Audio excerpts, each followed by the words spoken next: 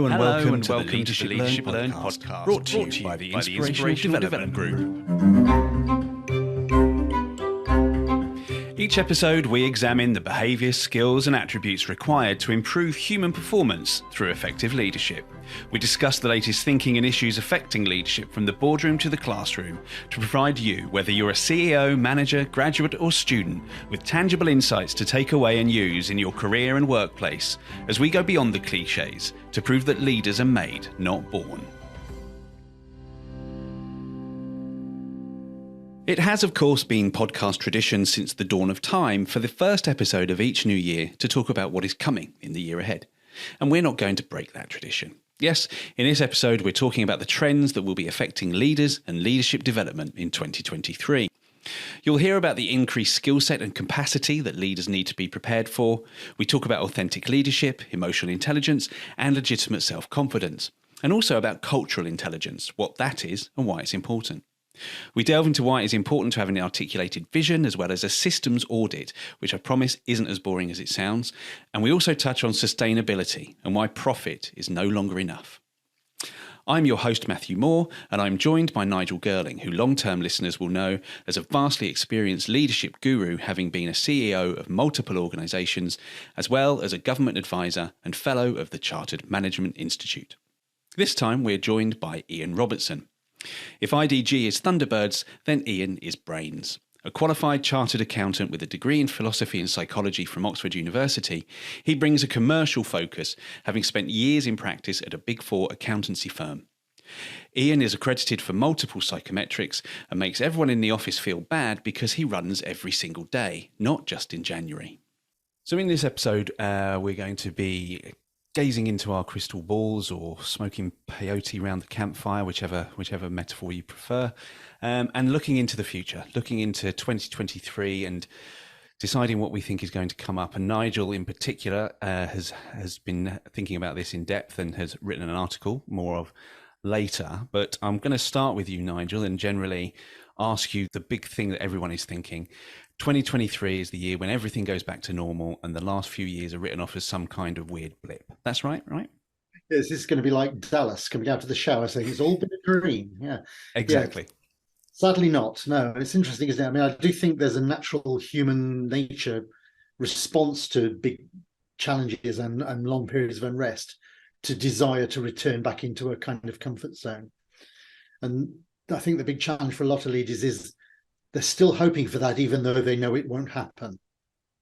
And we have to kind of park it and go, no, it really isn't going to go back to where it was before. Let's work out what we're going to do in this new normal, this new different, whatever we want to call it, this landscape transformed, because it is going to stay different for most people's career. Even if you're starting out, it's not going to be with the way it was the day you started, chances are. So, yeah, I think that's probably the biggest issue for most people is that kind of sense of acceptance that it really is different and it's going to stay different. Therefore, we need to re-evaluate everything we do, say, behave, all the things that we take as normal, because it's not that normal anymore. It's a different one and you need different things. So what can leaders do to prepare themselves for that, Ian? Well, I think part of it, as Nigel says, is the recognition that is a mirage, that anybody who tells you that it was better before and we can go back that way is misleading. And to equip yourself, therefore, with a kind of forward-looking mentality that says it is going to be different. We don't know how it's going to be different, but we need to embrace that difference. And as a leader, what I need to do is to convey to my people a sense that different is not bad. Different is not scary. Different is not taking us away from the good of the past. It's taking us towards the good of the future. Yeah, that's a critical point, isn't it? And that's a much easier thing to do if you actually believe it, and quite hard to do if you've got to try and talk yourself into it. And I think that's where some leaders are right now, is that they don't really see the future as better, but they have to try and portray it that way. And that's not going to work. We know, authentic leadership means you've got to tell them the truth, or at least close to the truth, as close as you can get. So we need people to actually see the benefits of where we are and where we're going. I think there are many. Well, I think there are, but I agree. I think a lot of what leaders find difficult, particularly leaders in the middle of organisations, because leaders right at the top have a lot more autonomy, and leaders right at the bottom have a different set of challenges. But leaders in the middle of organisations feel that they are limited in the way they can cascade the information, and limited in the way that they can embrace what is new, because they feel that those decisions have been made by people more senior than them, and unless they're careful, they feel that they're kind of enacting somebody else's vision. And that is often hard to get behind, because if somebody else has said direction of travel north, and I think, well, north is a terrible idea, but I'm now stuck and my team are going north, it's very hard to get my authentic self behind the vision of going north when I genuinely believe that west is better. So I think we have to think about ways help leaders think about ways in which they can, square that circle, to use your phrase, Nigel, in terms of north is okay. I need to understand why my boss has said north, despite my best efforts to go west, and then get my full self behind it. Yeah, absolutely. And I think there's a lesson in there for senior leaders about, do you give people, particularly as you say, middle leaders, the space in which to voice their concerns and issues and challenges and ideas, in order that they can take a step towards wherever you end up? Because I think in a lot of organizations, there's still a fair amount of communication by edict. Well, I agree. And I mean, I'm reminded of some work we did with a professional sports team many years ago, who came to us because they were struggling with direction and leadership, and they left after a 3-day period with 7 words: have your say, but trust the call.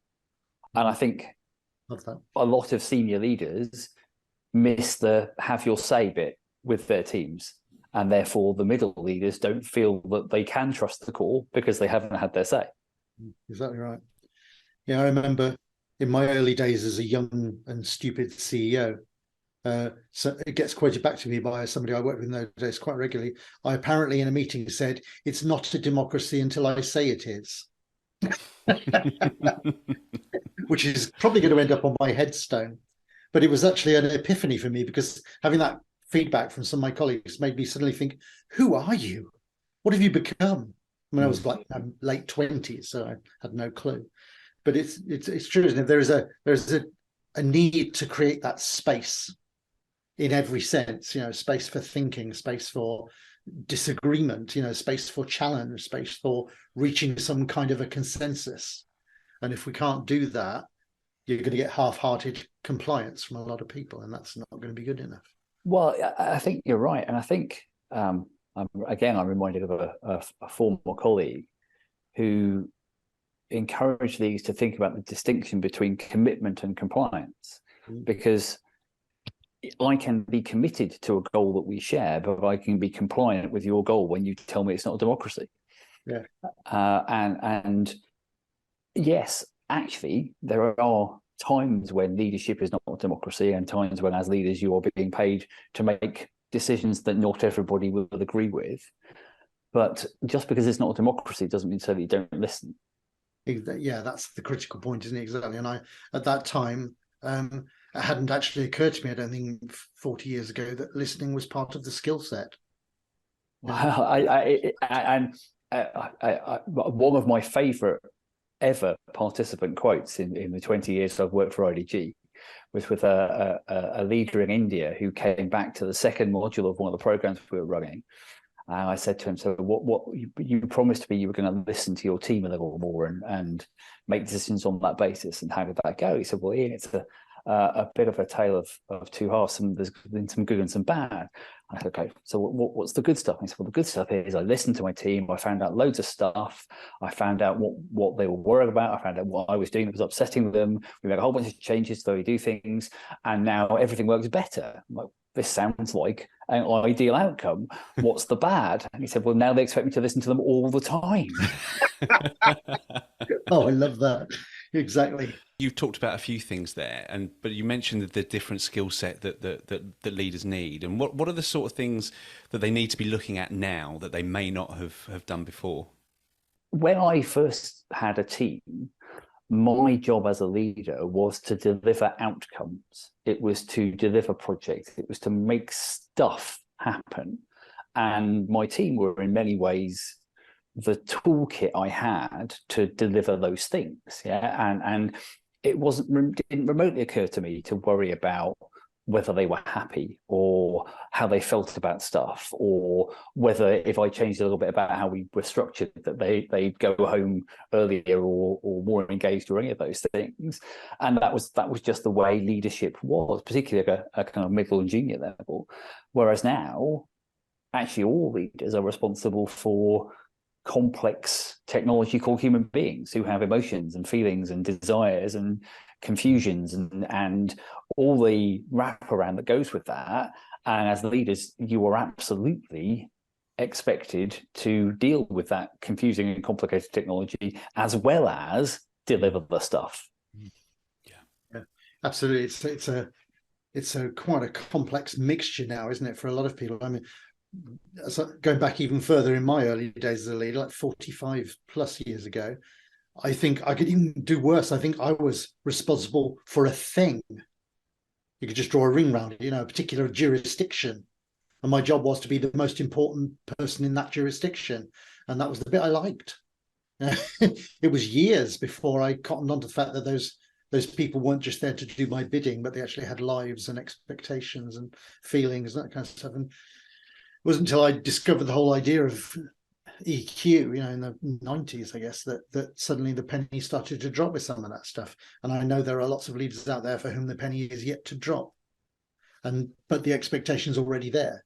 But it's so important for leaders to go on that journey to work out that the expectations on them and the responsibilities of them are way beyond what they might have thought 3 or 4 years ago. Certainly what they would have thought 2 years ago. Well, I think so. And I think as we widen our expectations of leaders, we bring more and more into their kind of their remit, if you will. So we expect them to engage with people as people. We expect them to be aware of and concerned about people's lives and emotions outside of the workplace. And they expect people to be aware of the requirement to make the team and the workplace more inclusive. And all of those things are starting to put more and more pressure on leaders, because there are more and more things on the mental checklist of things that I need to make sure I'm doing. And only the same number of hours in the working week that there used to be, except that you're probably using up quite a lot of the ones that weren't in the working week now as well. So as leaders, again, the more you can reduce the technical bit of what you do, the kind of the day-to-day mundane deliverables of what you do, in order to free up the headspace for the people bit of what you do, the more effective you're likely to be. Yeah, and of course, to some extent, that was the dream that we were sold with technology, wasn't it? That would enable that to happen. We mostly haven't quite cracked that in organizations yet, because there's such an interesting transition going on at the moment. As we're talking about this idea of the leadership skill set changing, there's a generational transition going on as well, where you've got people at the tops of organizations who aren't particularly technologically savvy necessarily, who may not really understand what they can get out of the tools that they have available, are still kind of imposing a level of diligence on people that might not need to be there sometimes. And one of the unintended positive consequences of COVID is that it accelerated that transition, whether they liked it or not. So organizations are embracing technologies and tools that they wouldn't have touched because they had no choice. And maybe one of the things we've got to do now is work out how to leverage the benefits of that. There's all these kind of changes to the skill set. The human ones are by far, I think, the most important, and those kind of emotional, personal responsibilities. And I've banged on about this many times over the years, that I do think that we've often promoted people that don't have those things for the last years, because we've been concerned about toughness and dynamism and targets and holding people's feet to the fire and all that kind of stuff. And often those people are the ones who will find it hardest to be more human-centered in the way they approach things. Not that it doesn't mean they can't do it, but they're often further away from that norm when they start and have to work harder to get towards it. But that whole range of things that we now need to be good at, is a phrase that Ian used when we spoke recently. This thing about the breathing space is gone. You know, that's critical to this, is that we have all these extra responsibilities, but there's still only just us and the hours we have available to us. So what has to go? I think there's a lot of research been done in the last 6 months about increasing levels of burnout in leaders. And this is cited as one of the main causes of that burnout, is that they're trying to do all the stuff they used to do, plus a load of new stuff that takes even longer. And so the only thing that can go then is their personal freedoms and well-being to provide that extra capacity. Well, and I think one of the things that leaders are going to have to get better at is trust.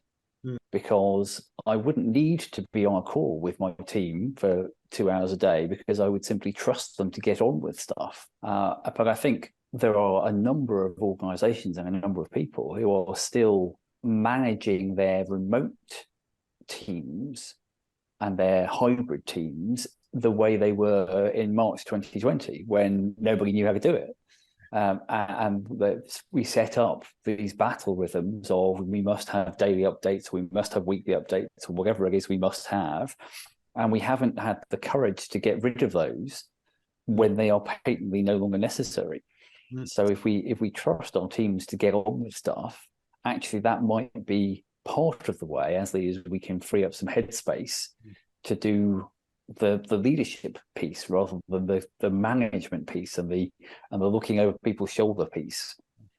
Absolutely. And that trust has to come from right at the very top, because often what pushes middle and upper middle and lower senior people to behave in those ways is looking over their own shoulder, because they're afraid of how they're going to be judged by the people above them or by their stakeholders, whoever they might be. And I've seen that happen. I was with a board not that long ago in an organization where something went horribly wrong, and the CEO picked up the phone in the back cave to work out what it was that just happened, and said the immortal words, "I'm not looking to blame anybody, I just need to know whose fault it was." And the room kind of went silent in a moment, and he realized what he'd just done, and it was quite an interesting moment for him, because I think it did shift him somewhat. So we've talked about, effectively, what you're talking about there, I suppose, is taking almost doing an audit of the leadership skills you need in this new world, and then an audit of the processes and things that you've put in place to deal with what we thought was a temporary situation, which we now know isn't, and therefore you have to make them into permanent working practices. What about from the people side of things, in terms of what the people need from leaders? Yeah, it's interesting, because what you're talking about there to a large extent is a cultural shift. We're talking about it from the point of view of an individual leader's skill set, but actually it's a cultural shift that is needed here. That if we're going to create organizations where trust is the normal response for people, therefore they lose the fear of failure or the fear of trying, or they lose their desire to engage because they're afraid of the consequences. If you can take that lot away and create a situation where people actually want to do their best work, we've known for years that intrinsic motivation is way more powerful than the extrinsic kind. So people are much greater motivated from within than they are by toys and carrots and sticks. And yet toys and carrots and sticks is still the default response for a lot of organizations when they're trying to increase their outcomes in whatever way, they're good outcomes at least. So we need a cultural shift to understand it. How do we need to be then as an organization in order to create the conditions where trust, high performance, engagement, motivation, commitment, passion can arise naturally? You can't tell people to be motivated, but still a lot of organizations seem to think they can. Well, and if you think about what we now know about motivation, as you say, intrinsic significantly more powerful, but if we think about the ingredients of that, the idea of autonomy, mastery, and belonging, as a leader, trust plays into that autonomy idea. If I have the freedom to execute within my area of operations the way and the how that I want to do so, that provides me with it. That's much more motivating than being told exactly what to do and when to do it. If I'm given the opportunity to develop new skills and focus on something new and challenging, again, that's much more motivating than being given just the same old thing to do over and over and over again. And then belonging. How do we make sure that we maintain a common identity, a sense of us, a sense of team, a sense of together, when we don't always have to be in the same place at the same time? And if we take one of those three things away, actually the motivation becomes harder and harder to deal with. So as leaders, we've got to balance making people feel wanted, making people feel free to make their own decisions, giving people challenging assignments to do, recognizing that sometimes they won't do them as perfectly as we might want them to. It doesn't get any easier, unfortunately. No, I mean, Tom Peters, who's a favorite read and listen of mine, American quality guru, really, I suppose you could argue. But one of the things he says is should reward heroic failures and punish mediocre successes. And I love that, the idea behind that, this idea that if you reward heroic failures, you're encouraging people to try. You're encouraging them to strive for something better without fear of the consequences if it doesn't work out. Yeah. And I think organizations have often been simplistic about the way they judge this kind of performance and reward it, and some don't seem to realize how much it disengages people's best efforts. You get minimalism. So I think all of this is crucial, I think, for leaders to think about at every level, actually, because it plays out differently at the top, the middle, and the front line. So there's stuff in here about safe space again. We talked about breathing space earlier, but there's a thing about needing to create a safe space too within our culture that enables people to ask questions, to say what they really think, to say what they're worried about, to challenge each other and their leader and their leader's leader on the thinking that we're doing, and that's okay. I've seen in organizations quite recently the CEO of an organization pursuing somebody down a corridor to remonstrate with them because they had disagreed with him in a meeting. Thinking, I felt like I'd slipped through a wormhole in space and time, and it was 1985. What happened there? And he's a decent guy who wants the best for everybody and for the organization, but his natural response to being challenged was to fight rather than to listen. You can't listen to people hierarchically. I think that happens in organizations. The top people listen to the next people down, and the people there looking into the next low down. But we need to listen openly to gather perspectives. We know now that a diverse set of perspectives generally produces the best outcomes, solves the complex problems, comes up with the best ideas. How many organizations have actually got a means of gathering those diverse perspectives in a way? It's not enough to do a survey. You need people to be talking to each other. The typical approach to this is that senior leader says, today we will be talking about X. This is what I think about it. Long involved explanation of their personal viewpoint. But I want to hear what everybody else thinks. Yeah. Does anybody else have anything to add? Well, no. I now know where you want us to go. I was pleasantly surprised. I was on a call with a client earlier today, and I said, well, so as a result of this, could you just tell me what you're thinking about in terms of this particular part of the project?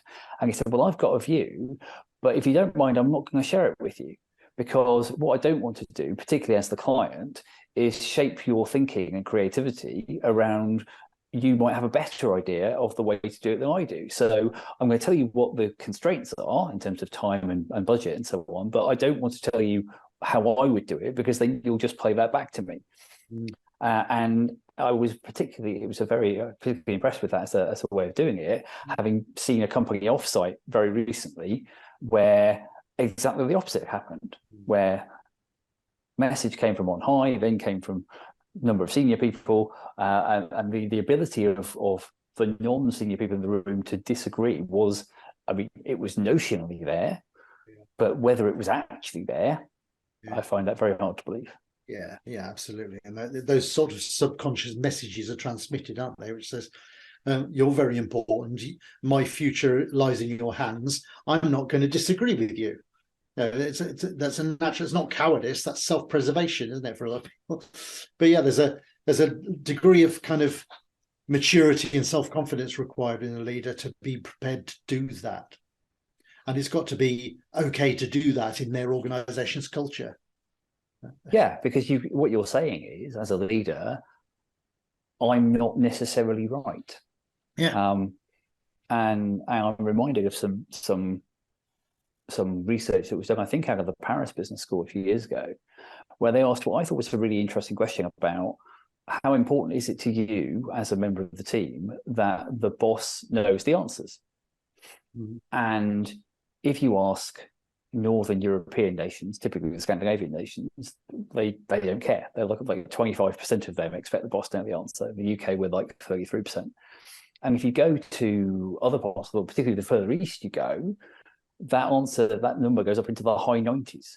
Yeah. So there is an expectation that the boss knows the answer. And therefore, as we work in an increasingly connected, increasingly global world, on the one hand, as a leader, we need to be admitting our lack of knowledge or lack of certainty or willingness to learn from our teams.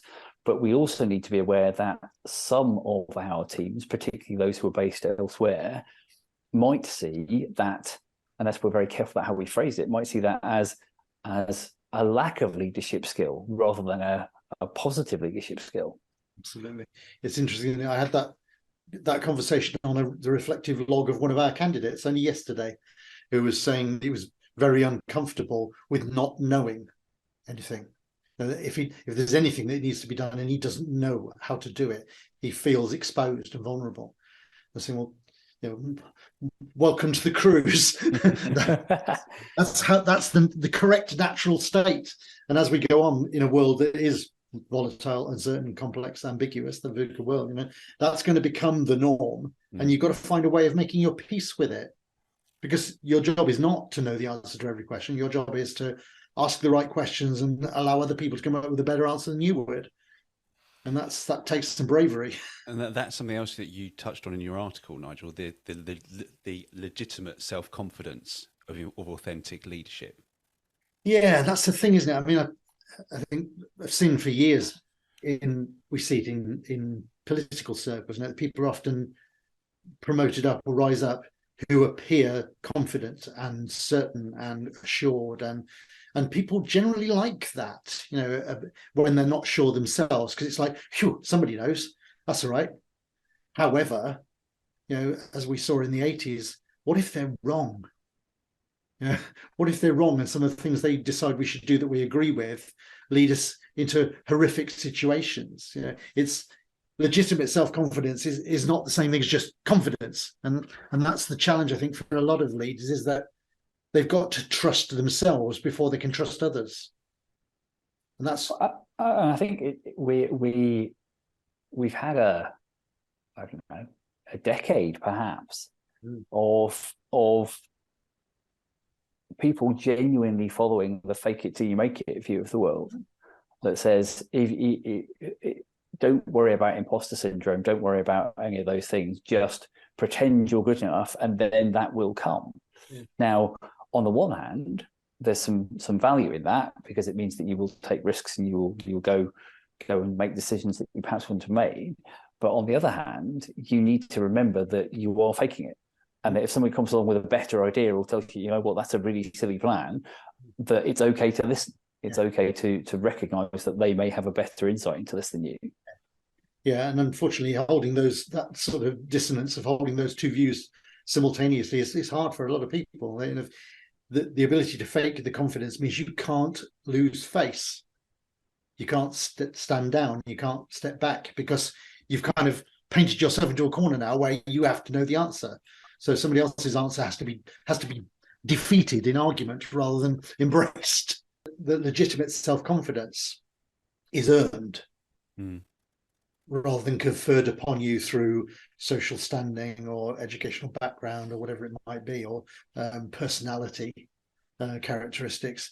It's earned. And I think one of the challenges for a lot of certainly older male leaders who've achieved success in their careers is that they often didn't need to earn it to get there. They got through it on other reasons. So now what? Are they going to be brave enough to go, yeah, I know I'm sitting in this chair, but actually, I don't really deserve to be here. Imposter syndrome isn't helpful, but humility is. Yeah, and people respond more to that humility these days as well, don't they? Yeah, I think they need it. Leaders need to be open and honest about their own capabilities, because if they always appear certain, what room is there for negotiation and discussion and for new ideas? You can't be certain. None of us are certain. It's madness out there now, and it's the Wild West, and will continue to be so for a long time. So pretending that you know the right answers to everything is foolhardy, because you don't. And talking about that, the madness that is out there, as you say, I mean, there is lots of ambiguity in the world. And the last thing I wanted to talk about that you brought up was the importance of an articulated vision, and articulating a vision that gives people the clarity and simplicity that they need. Yeah, this is a bit like having a plan, isn't it? The danger, I think, is that for a lot of organizations is that they see the vision as an end state, as an outcome, rather than as an articulation of a sense of direction. So I talk to senior leaders a lot who say they've got a plan, and what they mean is they've got something written down that is a plan. But the plan isn't what matters; it's the planning that matters. It's how did they engage people in the collaborative effort of co-creating that vision. It's not enough to just say, here's where we're going. You've got to get those diverse perspectives into it to actually understand that it's a good place to go, and that it's not defined completely. It's over there. It might not be exactly that point, because we'll have to tack against the prevailing winds and the weather, but that's our sense of direction. And that I think is misunderstood often with people. They think an articulated vision is a detailed description of exactly what's going to happen.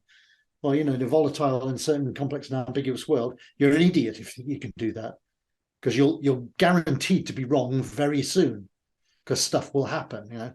So if you're going to have something you can really stand behind and engage everyone in, something that's compelling, it's got to be flexible enough to allow for the slings and arrows of outrageous fortune. Otherwise, you're just a fool. You're kidding. Well, it has, and this I think is something that when we worked with our military colleagues, actually the military does relatively well. I think it was Eisenhower who said, as you say, plans are useless, but planning is essential. And it's not the output, it's the process. It's the process of gathering information and reflecting on what might happen. The other thing that I learned the very first day I went to Sandhurst, and it's stayed with me ever since, is the idea of no plan survives contact with the enemy. And that's true on the battlefield, but it's also true commercially. No plan survives contact with your customers, with your competitors, with the environment in which you work. And if you are committed to a step-by-step X, then Y, then Z, then 1, then 2, then 3, then you will fail. Whereas if you have a clear North Star towards which you are moving, so that's your vision, and that allows people within your operation to make decisions and go towards it. Yeah, I love that, and it's dead right, isn't it? Because you're allowing people to kind of negotiate meaning from that in their own world and in their own jurisdiction. That enables them to go, well, what does that mean here? Then that means these things. I remember doing a program with Johnson & Johnson many years ago, where they had a big problem with something, and this was in Germany, I think, or Holland, or somewhere over there I was in, and they had this big problem, and the MD of the country went out of the boardroom and took down off the wall their credo that was written in 1943 that described some of those kinds of things about what sort of organization they wanted to be, written by one of the Johnsons themselves. And he said, well, this tells us what we should do. So they read through it and said, oh, that's clear then. We've got to do this and this and this. And I thought it was wonderful that something that had been around for, by that time, probably 70 years, was able to give them a sense of that North Star, of who and what they should be and how they should behave. Whereas I think often organizations think that you've got to put numbers on it in order for it to be real. And I think it's we, as is always often the case, we live in interesting times because we've had 40 years probably of the profit motive being the ultimate arbiter. The purpose of any business is to make profit for its shareholders. And that's been the underpinning philosophy of the corporate world. Since the yuppies of the early 80s. And now actually people are going, well, no, that's not necessarily true anymore. What impact are you having on the people who work for you? What impact are you having on the planet that you operate within? And are you bringing more lenses to bear on those decisions rather than just, does this make us money?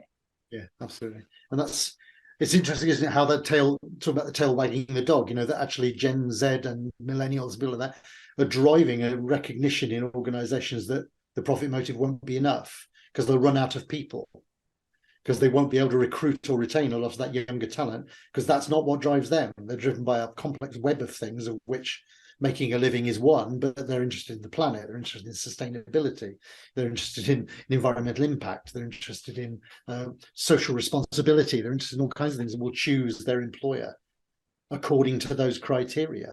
So I think organizations that don't get this are going to run out of time eventually, because they won't get the best people. They'll get people that are prepared to work for money. Well, and you see things like B Corp being increasingly valued.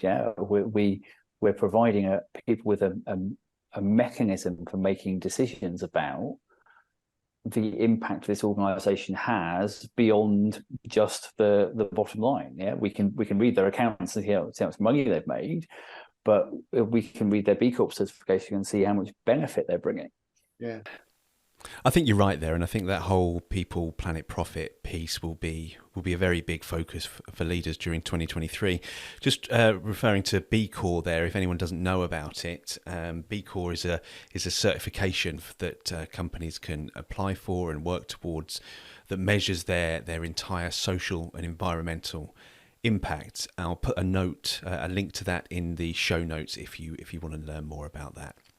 So I think we'll bring it to an end there. And I just wanted to summarise the key points that I think we've touched on today. So as we look into 2023, we think that leaders will need to have a broader skill set than they have ever had before, because they will have to be better at dealing with human beings than ever before. And that means authentic leadership, emotional intelligence, having legitimate self-confidence built on trust, and the humility to listen to others.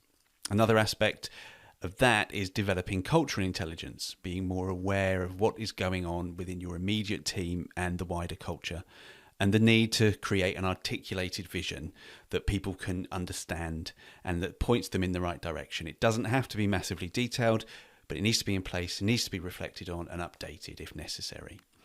Another important thing we touched on, and this is an incredibly boring subject to talk about and a sentence to say, but systems need to be audited. What was put in place temporarily in response to COVID needs to be either made permanent or upgraded. And the final thing we spoke about is that profit is no longer enough. People and planet should also be high on every leader's agenda, and the organisations that do not get this will run out of time. As indeed have we.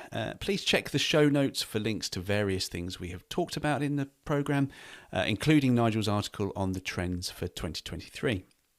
Just remains for me to thank you both, Ian and Nigel, for your company, and for you, listener, for being with us. And we hope you can join us next time. Thank you for listening to the Leadership Learned podcast. We'd love to hear your thoughts on the topics discussed today. You can find us on LinkedIn by searching Inspirational Development Group, or email us on info@inspirationaldg.com. If you would like to learn more about IDG and the work we do optimising human performance through leadership development, you can find us at inspirationaldevelopment.com. We'll see you next time.